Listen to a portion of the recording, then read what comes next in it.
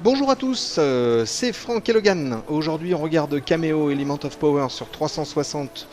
C'est bien, c'est développé par Rareware, c'est édité par Microsoft, c'est pour les moins de 12 ans. Mais bon, oh elle vole en plus. C'est une fée. Oh c'est beau, c'est magnifique. Enfin une elfe plutôt. Une elfe, c'est magnifique.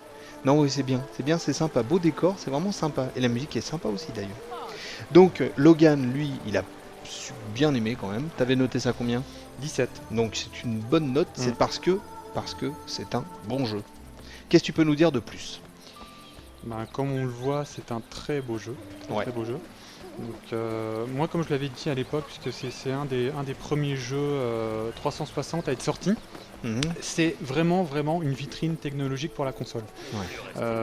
D'ailleurs, ça peut desservir, ça dessert parfois le jeu, puisque tu as absolument tout ce qu'on peut trouver, on va dire, dans un jeu 360. Donc là, t'as qu'à voir, tu vois, en fait, la gestion des particules. Donc tu vois, c'est superbe. Mais quand tu as ça dans un jeu pendant une phase de plateforme, c'est vrai que ça peut parfois desservir le gameplay, quoi. C'est pas trop embêtant, hein, puisque bon... C'est vrai que moi je l'avais pas vu, hein. On le dit très honnêtement. Là, c'est la première fois que je vois les images de ce jeu, et franchement... C'est impressionnant, quoi. Et en plus, ce qui est très bien, c'est qu'il y a tout ce que tu dis sur le plan technique, mais qu'en plus, moi je trouve qu'il y a du bon goût au niveau du dessin, au niveau des couleurs, au niveau des mélanges des couleurs. C'est assez surprenant. Le design, on appréciera ou non, puisque c'est vrai qu'il y a certains monstres ou certains personnages, tout simplement, qui sont assez, on va dire, assez particuliers. Mais c'est vrai que, dans l'ensemble, moi c'est vrai que j'aime bien. J'aime bien le design et encore une fois techniquement bon, c'est vrai que c'est super.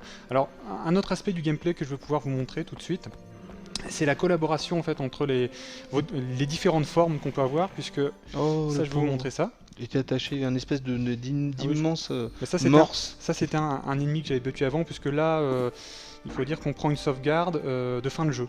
Donc j'ai accès en fait à toutes les batailles, etc., etc. Mais les rédacteurs de jeuxvideo.com sont comme ça. Ils vont jusqu'au bout du bout. On peut le dire, parfois. Mais là c'est vrai que j'ai bien aimé le jeu, donc bon, je l'ai terminé pour mon propre plaisir, quoi. Mais il me semble que tu étais allé au bout de mes actions.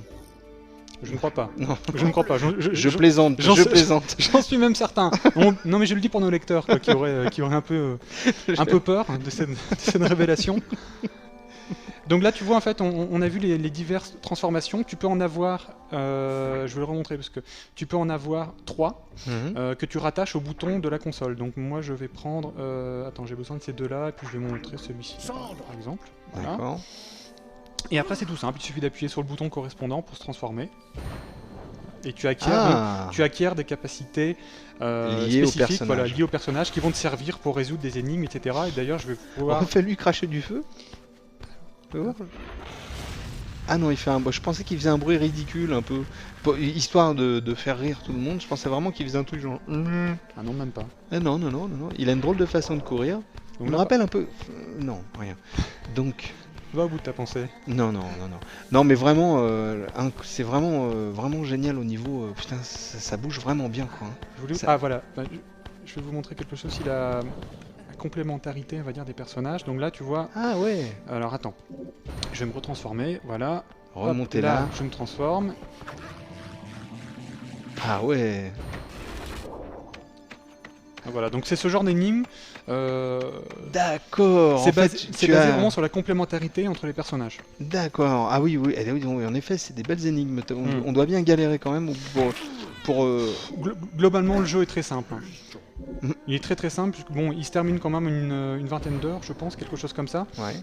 Mais dans sa globalité, le jeu reste très simple et c'est abordable.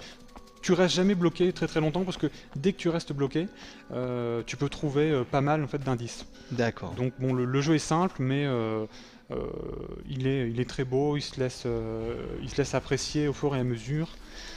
Et on en redemande finalement. Bah oui, ouais. Et on en redemande du Kameo Element of Power parce que c'est bien, il y a tout qui est bien, les couleurs, le graphisme, la musique, le jeu, tout est pas mal, vraiment bien sympa, quoi. À noter également que tu as un mode 2 joueurs, quand tu termines donc certaines missions dans le mode solo, tu peux les reprendre avec un ami. Ah cool. Bon, ça apporte pas grand chose, faut être honnête, ça apporte pas grand chose, mais bon, c'est toujours sympa de jouer à plusieurs. Voilà. C'est toujours sympa de jouer à plusieurs.